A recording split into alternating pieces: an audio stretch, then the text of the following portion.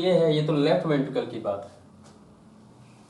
लेकिन हम लोग अगर राइट वेंट्रिकल की बात करें, ये राइट वेंट्रिकल कहाँ ब्लड भेजता है? लंग्स को।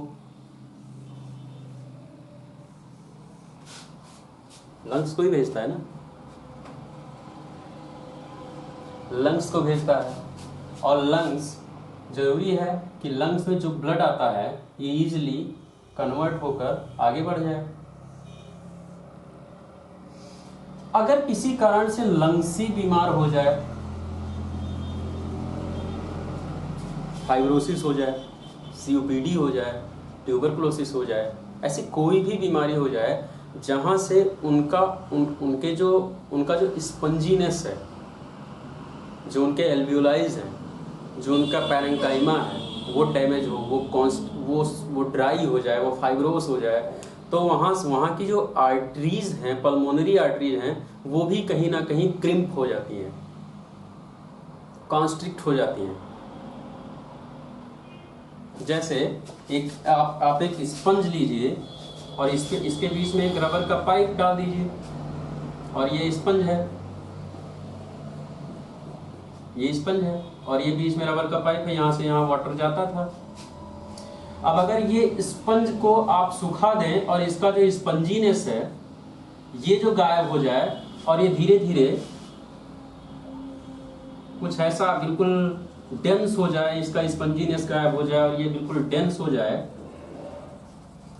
जाए, तो ये डेंसिटी इसकी इस पाइप पर भी क्रिएट होगी। ये श्रिंक करेगा अगर ये, तो ये पाइप भी श्रिंक हो जाएगी। तो इस पार से इजीली पानी जा रहा था, जो वाटर जा रहा था वो नहीं जा पाएगा। तो लंग्स बहुत बार ऐसी, लंग्स के बहुत सारे कारण ऐसे हैं जहां पर पल्मोनरी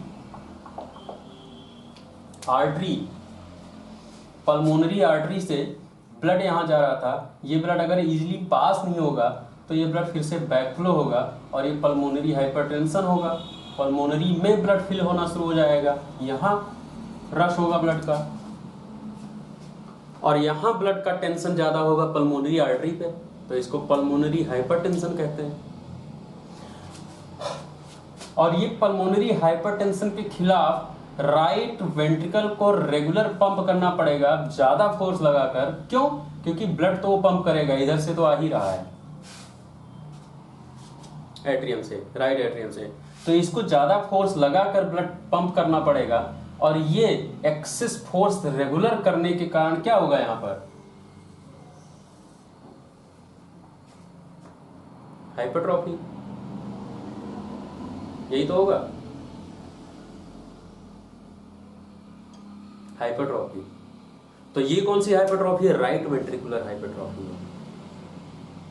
इससे क्या सीखा आपने? एक केस देखा लेफ्ट वेंट्रिकुलर हाइपरट्रॉफी, आपने एक केस देखा राइट वेंट्रिकुलर हाइपरट्रॉफी। क्या सीखा इन दोनों में?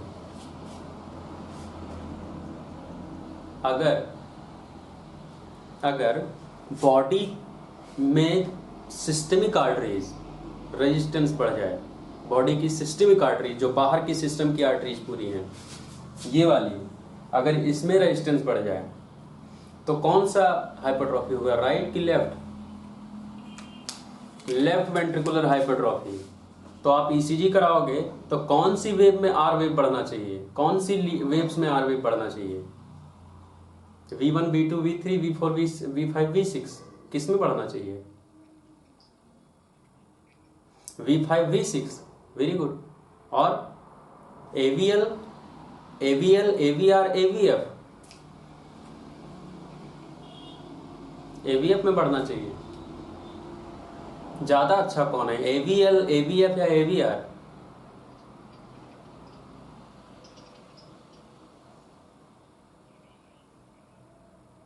अगर लेफ्ट वेंट्रिकुलर हाइपरट्रॉफी हो तो किस में?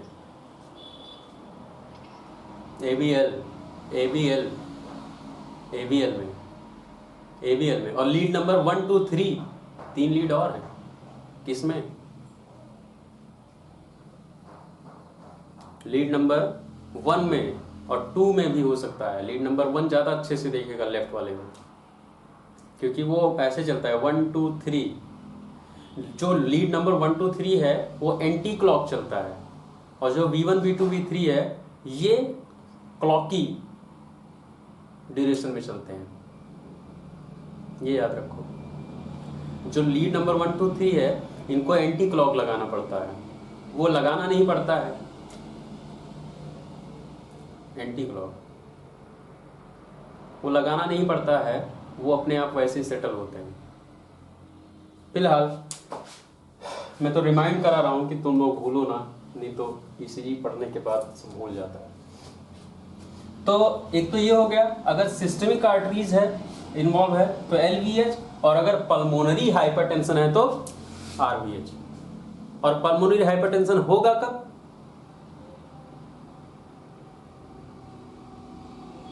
जब लंग्स की पैथोलॉजी होगी, जब लंग्स की पैथोलॉजी ऐसी होगी कि ब्लड इस पार से उस पार इजीली क्रॉस ना हो पाए।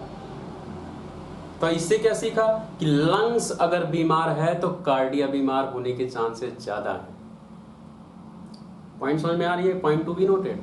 ये पॉइंट समझने वाला है क्लिनिकल, कि अगर लंग्स किसी का बीमार है, किसी को टीबी है, किसी को COPD है, किसी को फाइब्रोसिस है, किसी को कार्सिनोमा है, किसी को पैरेंकाइमल डिसऑर्डर है, किसी को ऑक्यूपेशनल डिसऑर्डर है, और भी फर्दर, तो उसको फ्यूचर चांसेस क्या है होने के?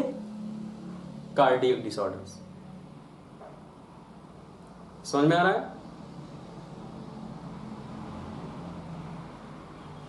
तो सिस्टम्स अलग अलग नहीं है, दोनों आसपास हैं और दोनों एक दूसरे को इफेक्ट करते हैं।